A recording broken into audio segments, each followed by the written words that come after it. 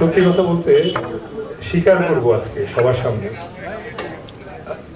বেশি দিন আগে না, ঠিক এখন থেকে 5.5 মাস আগে এই হোটেলে, এই রুমে আমি সবার কাছ থেকে একটা সুন্দর চমৎকার ওয়েলকাম ব্যাক পেয়েছিলাম।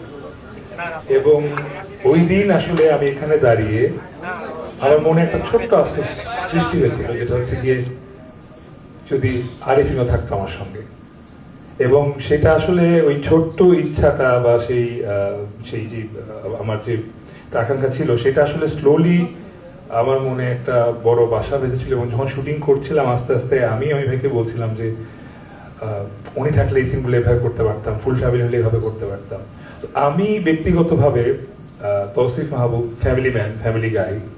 আমি ফুল ফ্যামিলিতে বিশ্বাস করি। আমার ঈদের ছুটি শুধু আমি একা কাটাই না, আমার ফুল ফ্যামিলিকে নিয়ে কাটাতে পছন্দ করি। অ্যান্ড গতবার এখানে দাঁড়িয়ে বলেছিলাম bachelor party is my family.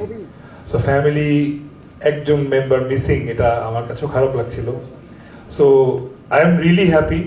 আজকে মনে হচ্ছে ঈদের 8 দিন আগে ঈদ হয়ে গেল, because the full family is back and in Punjabi, and আমরা কোলাকুলি করছি।